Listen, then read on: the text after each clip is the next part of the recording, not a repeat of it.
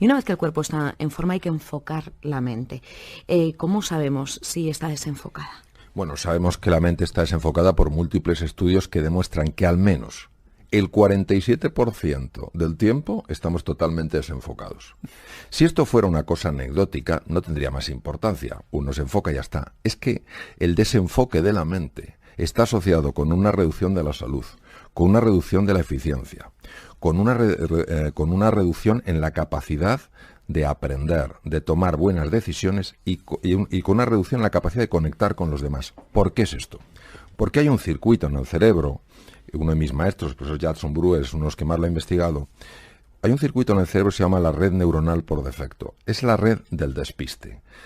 Tiene sus funciones hasta cierto punto, pero cuando estamos en esa red durante demasiado tiempo, hay otra red que está desconectada, que se llama la red ejecutiva central. La red ejecutiva central es la que nos ayuda a estar en el presente, es decir, en el momento, aquí y ahora, recibiendo muchísima más cantidad de información y, por tanto, tomando decisiones más deprisa. La red neuronal, por defecto, nos lleva siempre al pasado o al futuro. Al pasado, a ver qué hice, tenía que haber hecho otra cosa, y al futuro para preocuparnos. Cuando uno aprende a controlar la atención, que no es someter la atención, es enfocar la atención, se ve que hay un cambio en el circuito. La red neuronal por defecto empieza a apagarse y la red ejecutiva central se activa. Esto se ha asociado con mejoras en la salud, potenciación del sistema inmune, mejoras en la eficiencia, mayor sensación de bienestar y mayor conexión. De hecho, a la red neuronal por defecto, digamos la red del despiste, hay una frase que es a wandering mind is an unhappy mind, es decir, sería una mente que divaga es una mente infeliz. Por eso es tan importante entrenarlo. Y porque hoy en día que vivimos entre pantallas, el grado de déficit de atención que se está captando en niños y en adultos es absolutamente descomunal. Y es muy importante entender que en la raíz de eso está nuestra dificultad para enfocar la atención. Por eso es tan importante leer libros. No digo mi libro, un libro. Leer libros, porque el libro te obliga a mantener la atención. Obviamente no digo leer un libro que resulte insufrible, digo un libro que tenga por lo menos algo de atractivo interés para el lector. Y mantenerse ahí en lugar de decir, ya estoy cansado, me voy a ver qué hay en internet. No, es el aguantar ahí, ir adiestrando, ir potenciando ese circuito. Porque si nos damos cuenta, estamos constantemente moviendo la atención de una pantalla a otra. Y es mentira, radicalmente mentira, que la multitarea sea algo que el ser humano está preparado para hacer. No es verdad. La atención es una capacidad del cerebro humano que cuando nosotros la dividimos, es decir, si yo en lugar de prestar atención solo a, divido entre A y B, digo, no, yo puedo estar en A y B. No, cuando estás en A, no estás en B. Cuando estás en B, no estás en A. O sea, la alucinación es que estoy en los dos. No es verdad. Si estás en A, plenamente en A, captarás información que no puedes captar si estás, aunque sea a gran velocidad, pasando a B. Las pantallas nos hacen ir constantemente de A a B. Por eso creo honestamente que la lectura de los libros es uno de los mejores entrenamientos. Y entiendo que hay que volver a esa lectura. El entrenamiento del alma, en este sentido, es el entrenamiento de esa musculatura que nos ayuda a reconectar con eso que para mí es sagrado. Un ser humano es sagrado, los demás son sagrados, la naturaleza es sagrada. La meditación lo que hace es silenciar ese ruido mental, esa jaula de grillos que tenemos en la cabeza, que hace, aunque no nos demos cuenta porque actúa muchas veces a nivel del inconsciente, hace que no nos queramos, que no queramos a los demás y que no queramos a la naturaleza. Por eso, entre los ejercicios que yo sugiero, está el ejercicio de la gratitud. La gratitud ha sido muy estudiada, por ejemplo, en la Clínica Mayo, uno de los mejores hospitales del mundo, en Rochester, Minnesota, Estados Unidos. La gratitud, es decir, por la mañana antes de levantarse, cuando uno se acaba de despertar, pensar 5 personas o 5 cosas por las que te tienes que sentir agradecido. Eso se ha estudiado en múltiples investigaciones y se ve que tiene un impacto en el cuerpo. Por ejemplo, regulación de la tensión arterial en personas hipertensas, mejora del control de la glucosa en personas diabéticas. Dar paseos por la naturaleza. Hay que salir al campo, respetar el campo, no tirar papeles en el campo, no tirar latas. El bosque no es indiferente a nuestros descuidos, a nuestra desidia. Luego, también la generosidad, es decir, no solo pensar qué puedo sacar yo de aquí, sino qué puedo poner aquí. La cordialidad, sobre todo con personas que tienen distinta forma de pensar, distinta cultura, distinta educación. ¿Por qué tienen que ser menores que yo? ¿O por qué tienen que ser mayores que yo? Somos iguales en este sentido. Entonces, esa cordialidad, esa empatía y desde luego la compasión, que la compasión no es la lástima, la compasión es el deseo real de poner esa empatía en acción. Es decir, ves a alguien que se siente solo, que se siente aislado, que se siente poco valorado y en lugar de decir, bueno, es su problema, tú haces algo, lo que puedas, donde estés, como puedas, para ayudar a esa persona a reducir su sufrimiento. He de recordar que ha habido sonrisas, lo digo en serio literalmente, que han evitado suicidios. ¿Por qué? Porque una persona que está en su momento más bajo, que ha perdido toda la confianza en sí misma y en el mundo, si se encuentra con alguien, aunque sea un extraño, que tenga un mínimo gesto de afecto, de cordialidad, una sencilla sonrisa, quién sabe el impacto que eso puede tener. Y de hecho sabemos, por personas que han escrito en distintos sitios, que una sonrisa, me estoy acordando de una persona que está decidida a suicidarse, una sonrisa por parte de un extraño, en este caso una mujer, ante una torpeza de él, que lo lógico es que hubiera desencadenado una reacción iracunda por la otra persona, lejos de encontrarse con una reacción iracunda, se encontró con una sonrisa. Ese hombre decidió no suicidarse y escribió una carta a un periódico en Estados Unidos explicando su caso. Hay una frase que me ha llamado mucho la atención del libro, que es: si no puedes más, es cuando más tienes que poder. ¿Qué quieres indicar con eso? Una de las personas, aunque soy un poco conocedor de su obra, pero sí me he acercado a mi manera a su obra, es Santa Teresa de Jesús. Santa Teresa de Jesús, Santa Teresa de Ávila, hablaba mucho de esto, aunque no pueda, aunque duela. ¿De qué habla? Vamos a quitar el contexto religioso. Vamos a hablar de un contexto muy humano. Nosotros no somos quienes creemos que somos. Los límites que padecemos y sufrimos en la vida no son límites que correspondan a nuestra naturaleza. Hay una estructura mental que es como una especie de software virulento que hace que nos veamos como no somos. En cuanto empezamos a salir de esa estructura mental, empezamos a rozar los límites. Imaginémonos que estamos cruzando la línea al horizonte. Pues nos entra la angustia, el miedo al vacío, como hace 500 años que pensaban que tras el precipicio había dragones. Y nos echamos para atrás. Pues no, en ese momento donde crees que no puedes más, que tienes miedo, que te sientes incompetente, que te sientes desesperanzado, que te sientes solo, que ves que todo se te hace grande, en ese momento hay que estirar un poquito más, atreverse un poquito más en aquellas cosas que en tu vida tienen sentido. Porque al atreverte ocurre una cosa singular, que es que te das cuenta de que sí que se puede. Y entras en contacto con un mundo que está más allá del mundo mental y que es el mundo real. Y el mundo real es infinitamente más benévolo que el mundo mental. Y voy a poner un ejemplo. En una situación que no es nada fácil, que es la pérdida de un ser querido. Y una persona diría, por favor, el mundo real, a esta persona tan joven, yo hace poco perdí un queridísimo amigo, en nada, se nos fue nada. Dices tú, el mundo real, pero ¿cómo va a ser benévolo el mundo real? No. Nosotros no entendemos desde la mente el mundo real, no entendemos por qué gente tan extraordinaria se va tan pronto. Pero fijémonos lo que puede hacer el mundo mental. El mundo real ves una pérdida, duele, es difícil. Uno tiene que superar el proceso duelo. Pero imaginemos lo que puede hacer el mundo mental. ¿Por qué esta persona que era tan buena? ¿Por qué esta persona que era? ¿Por qué nos ha ido alguien que era más malo? ¿Por qué no sé qué tal cual? Y nos mete en una dinámica que, lejos de ayudarnos a recuperarnos de la pérdida, lo que nos llena es de frustración, de resentimiento contra la vida, de desesperanza, de sensación de que la vida es algo tan absolutamente incierto que nos supera. Por eso creo que todo acercamiento al mundo real, incluso con sus dificultades, nos va a ayudar a encontrar nuestros verdaderos límites, que desde luego son muchísimo más superior, o sea, muchísimo más, ¿cómo diría yo? Nos damos cuenta de que los límites que nos contienen no son reales en absoluto, es decir, que el campo de juego que tenemos, el mundo de posibilidad y de oportunidad, es infinitamente superior al que creíamos. No sé cómo nos podemos acercar. ¿Algún ejercicio práctico? Hablaba usted del de dar gracias. ¿Alguno más que podemos recomendar a los oyentes? Sí, vamos a ver. Y lo voy a explicar en muy poco tiempo. La clave para serenar la mente solo es una, en mi experiencia, que es el dominio de la atención, que no es el sometimiento de la atención, es el gobierno de la atención.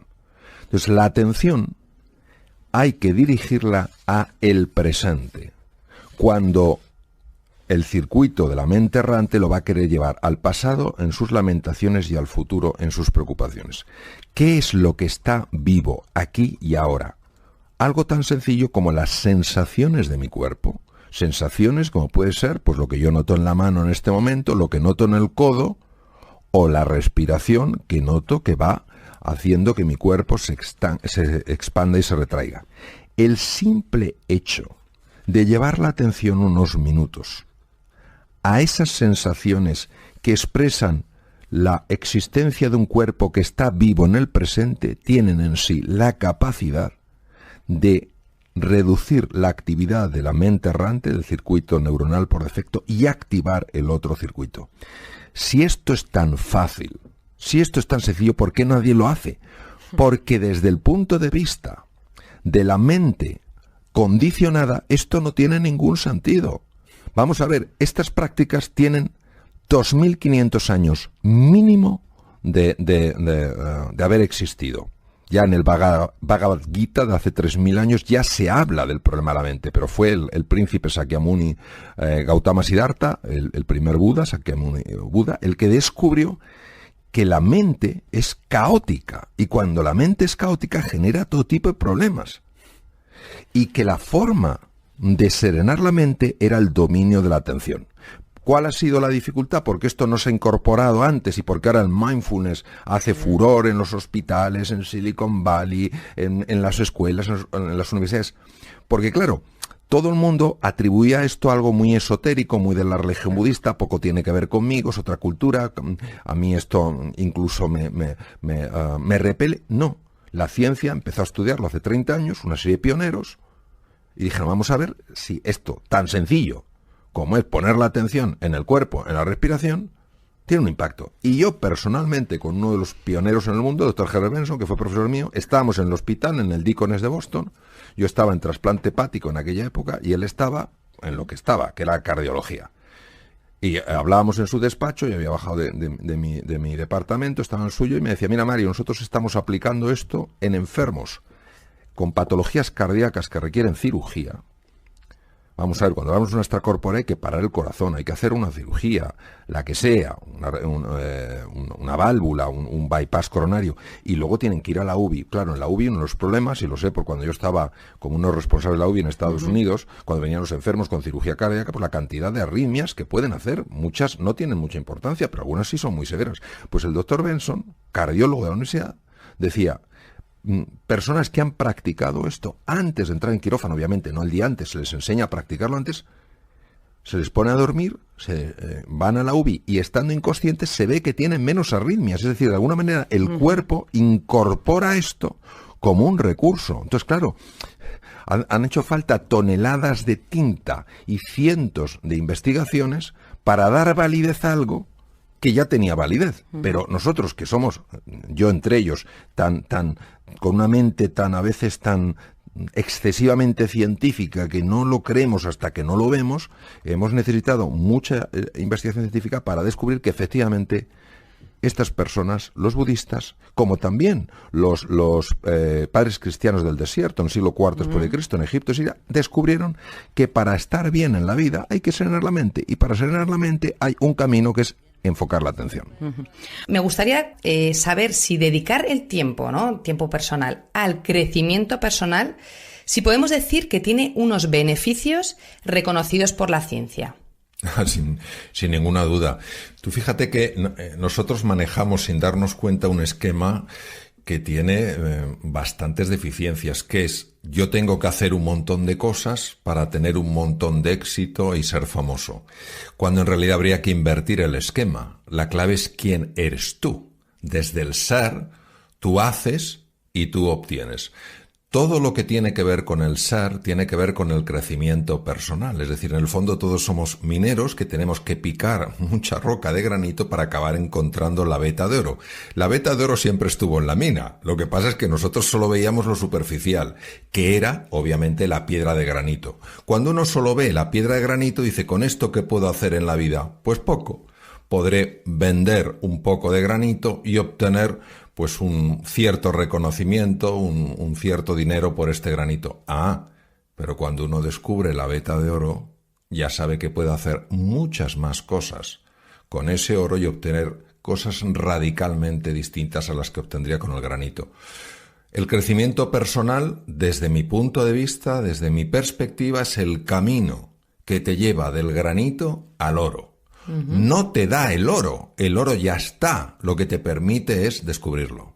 Y por supuesto, la ciencia en esto, de forma consistente, está demostrando que es así. Por ejemplo, todas las prácticas de silencio bien llevadas, que son camino hacia la veta de oro, se sabe perfectamente que cambian la arquitectura cerebral. Pero además en tiempos que jamás se hubiera considerado posible. Se sabe también que potencian el sistema inmune, que es fundamental para hacer frente a cualquier tipo de enfermedad. Una persona que sea agradecida, que es otra forma de cavar en esa mina, una persona que sea agradecida es una persona que regula mucho mejor su tensión arterial y mucho mejor sus cifras de glucosa. Entonces, al final se ve que todo está conectado, es decir, la dimensión más sutil, que es la dimensión, podríamos decir, espiritual, la dimensión que se acerca más a ese oro, está totalmente conectada con la dimensión física, porque ambas dimensiones se pueden distinguir, pero no se pueden separar. Es como si yo quiero separar la palma del dorso de mi mano. No existe una mano que no tenga palma y no tenga dorso. Lo que sí puedo es distinguirlas, pero están tan perfectamente entretejidas que es una unidad. Entonces, en el ser humano está perfectamente entretejida su dimensión física, anatómica, fisiológica, con su dimensión mental y su dimensión trascendental. La gran ventaja de esto es que todo impacto a nivel físico, impacto positivo me refiero, que tiene que ver precisamente con el crecimiento personal, que por supuesto incluye al cuerpo, incluye nutrición, incluye descanso, incluye ejercicio físico, tiene un impacto directo en los procesos mentales. Las personas que hacen ejercicio físico, que cuidan su nutrición, son personas que están más tranquilas, que son más serenas, que son más entusiastas, está más que visto. Y además afecta a su dimensión anímica. Son personas más agradecidas, son personas más generosas. La persona que cuida sus procesos mentales, que practica mindfulness, que consigue equilibrar la mente caótica, es una persona que potencia, como he dicho, la función de su cerebro y la función de su sistema inmune. Y además resulta que es una persona que cuida mejor de la naturaleza, que es más amable, más afectivo con la naturaleza. La persona que por las mañanas, en lugar de enfadarse ante la cantidad de cosas que tiene que hacer, muestra una gratitud por tener un día más que poder vivir, es una persona que curiosamente vive con más equilibrio mental y con más salud física. Entonces son tres dimensiones entretejidas. ¿Qué pasa? Que normalmente, como la dimensión mental y la dimensión espiritual son dimensiones sutiles, pues hasta que la ciencia no ha mostrado cómo esas dimensiones tienen un impacto a nivel corporal, pues no se han aceptado. No nos lo hemos creído. No lo hemos creído. Y a pesar de todos estos beneficios, que me estaba yo poniendo nerviosa conforme te escuchaba, porque es que realmente es brutal, ¿cómo puede ser que sigamos sin sacar tiempo, ¿no? Porque estás hablando de momentos de silencio, momentos de gratitud. ¿Cómo puede ser que seguimos sin sacar tiempo para una cosa que nos da tantos beneficios? Porque la lente a través de la que miramos la realidad es una lente defectuosa. O sea, nosotros nos creemos lo que nos dice la lente, cuando la lente lo que nos está diciendo no es verdad. La lente nos está mostrando el mundo mental, no nos está mostrando el mundo real. Es decir, si yo en el mundo real tengo tiempo, pero en el mundo mental no lo tengo, yo daré más valor, más credibilidad al mundo mental que al mundo real. Pongo un ejemplo. ¿Que tenemos tiempo? Por supuesto que tenemos tiempo. ¿Que percibimos que no tenemos tiempo? Por supuesto que percibimos que no. Ahora voy a poner este ejemplo tan sencillo. Un amigo mío encuentra en una casa de su bisabuelo un pequeño baúl, que por alguna razón no lo habían visto antes, lo abre y había un periódico mi amigo es austriaco, un periódico de aquella época, comienzos del siglo XX. Sección de sucesos. Un tranvía atropella y mata a un anciano de 41 años. A comienzos del siglo XX, una persona de 41 años era un anciano. Fíjate. Hoy podemos vivir hasta los 90 años fácilmente y nuestros hijos vivirán probablemente más allá de los 100. ¿Cómo es posible que nos quejemos del tiempo? Es nuestra gran excusa. Nosotros no tenemos un problema de tiempo, tenemos un tema de prioridades. Claro, de administrar ese tiempo. Claro, ¿no? Entonces, ¿qué pasa? Que nos cuesta mucho decir no a ciertas cosas. Y tenemos que entender que hay tiempo para hacer lo fundamental, pero no hay tiempo para hacer todo. Entonces, uno tiene que decir qué es lo esencial.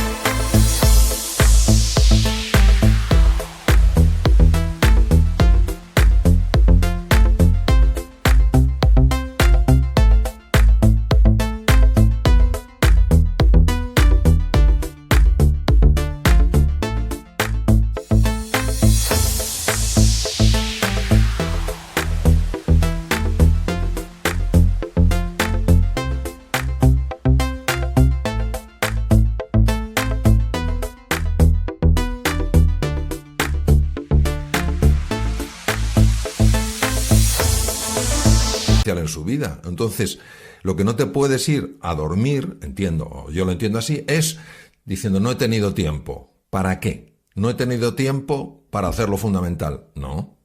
A lo mejor no has tenido presente lo que era fundamental en el tiempo que has tenido. ¿Y por qué siempre lo que no es fundamental tiene más hueco que lo fundamental? Porque yo creo que nosotros en general no gestionamos nuestra propia vida. Todos tenemos un enorme condicionamiento mental a lo largo de generaciones. No es culpa de nadie, es responsabilidad de todos el cambiarlo.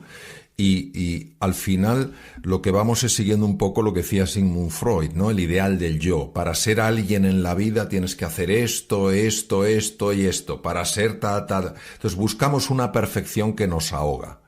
Y perdemos lo que es el sentido de la realidad. Y nos vamos llevando por lo que es el paradigma dominante. Paradigma viene del griego, decir forma de ver, por la forma de ver dominante. Y por eso es tan triste que al final, cuando una persona está llegando al final de sus días, mire y diga, ¿cómo es posible que mi vida haya sido así? Pues, lo que no acabamos de comprender con calado y con hondura es el poder que tiene la mente para gobernar nuestra vida. Y si no entiendes cómo opera tu mente, si no entiendes cómo tu mente puede ser condicionada, incluso manipulada, y no tienes esa decisión, yo voy a ser el capitán de mi vida, lo cual no quiere decir hacer nada absurdo, todo lo contrario, se trata de hacer cosas inteligentes que te traigan más salud, más bienestar, más prosperidad y más felicidad. No solo a tu vida, sino a la de tus seres queridos. Entonces vivimos atrapados en un espejismo sin ser conscientes de ello. Adam Smith, el gran economista, decía, el pez no sabe que está dentro del agua hasta que alguien le saca de ella. Vivimos dentro del agua pensando que es lo único que hay. Que solo hay recursos ahí, que solo hay posibilidades ahí. Entonces hasta que un pececillo asoma la cabeza y dice, anda, si hay más cosas. si puedo elegir. ¿Cómo hacemos el cambio para que nos deje de importar el seguir haciendo o diciendo que hemos hecho estas cosas, ¿no? ¿Es miedo al que dirán o...? Sí, vamos a ver, siempre nos va a importar la opinión de los demás. A mí cuando alguien dice, a mí lo que los demás opinen no me importa, no es verdad. No es verdad. A todos nos importa la opinión de los demás, y cuando alguien haces algo con interés, le pones cariño y a lo mejor la reacción es dura, claro que duele. El problema no es que nos importe, el problema no es que nos influya, el problema es cuando nos determina. Es decir, cuando tenemos tan poca autoestima que buscamos la estima en lo que otros nos estiman. Entonces, por eso es tan importante.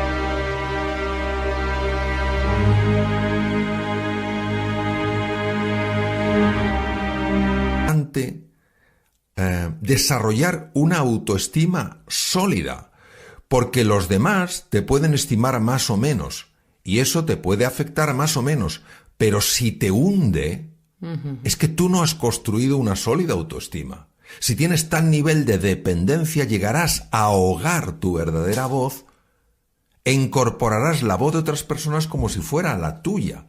Entonces, en la base de todo es la autoestima, cuánto te quieres, que no tiene nada que ver con el ego, nada que ver, es lo opuesto. Cuánto te quieres, cuánto te valoras, cómo te ves. Entonces, claro, si esperas verte como otros te ven, tu dependencia será absoluta, sí te influirá como otros te ven. Pero lo más importante... haciendo para que los otros te vean. Claro, lo importante es cómo te ves a ti. Eso es lo más importante. Cómo te ves a ti, y tienes que verte en la grandeza que ya tienes, en lo que ya eres.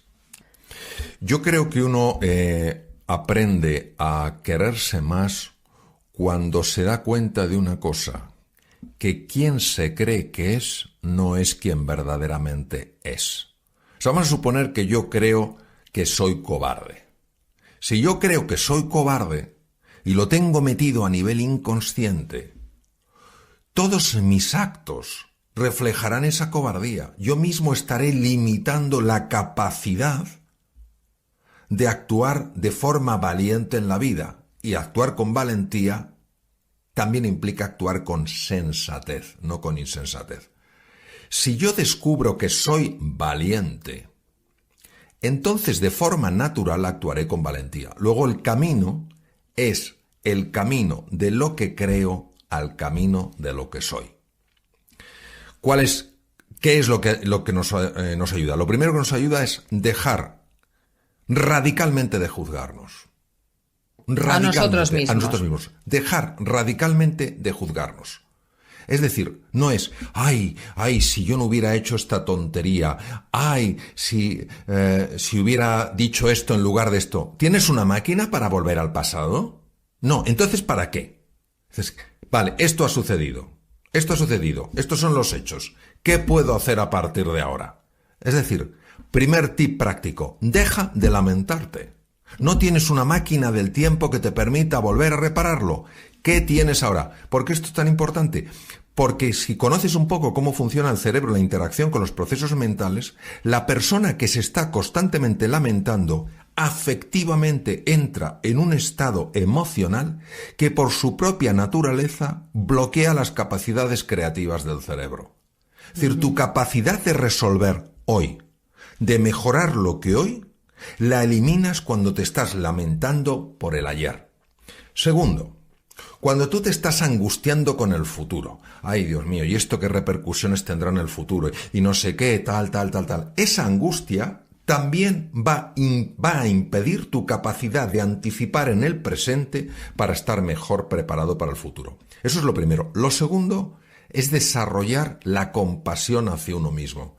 ¿Qué es la compasión? La compasión va más allá de la empatía. La compasión es acción, es empatía en acción. Es decir, he cometido un error. De acuerdo, lo he hecho a propósito, pero ¿cómo voy a cometer un error a propósito? Yo no sé las fuerzas que hay dentro de mí. Yo no sé las dinámicas mentales que operan por debajo de mi conciencia. ¿Por qué tengo que juzgarme con esa dureza? De hecho, la culpa y la vergüenza, lamentablemente, en montones de contextos y en montones de países y en montones de situaciones y en montones de épocas históricas, han sido utilizadas para controlar a las personas. Claro. Yo tengo que ser consciente cuando he causado un daño. Esta falta de empatía, esta falta de reconocimiento del error es muy peligrosa. De hecho, en las psicopatías severas hay una falta de esta emocionalidad, de este reconocimiento del daño. Entonces, al causarse un daño, lógicamente hay una experiencia de tristeza. Y esa tristeza es el reconocimiento de un daño causado. Si esa tristeza la transformo en culpa y en vergüenza, lo que estoy haciendo es cambiarme. Ya el mensaje no es hay que educar a Mario, sino hay que castigar a Mario.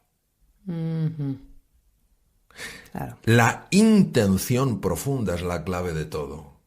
Si mi intención es educar, yo abordo la situación de una manera. Si mi intención es castigar, lo que voy es a dañar. Claro. Pues es una amabilidad con uno mismo sin perder por ello firmeza. Cuando uno se va a la culpa y al castigo, ahí no hay firmeza, ahí lo que hay es dureza. Y de allí no puede crecer nada bueno. Entonces, a mí me parece, lo utilice quien lo utilice, que la culpa, que es por lo que has hecho, y la vergüenza, que es por lo que eres, no tendría que tener cabida en nuestra vida.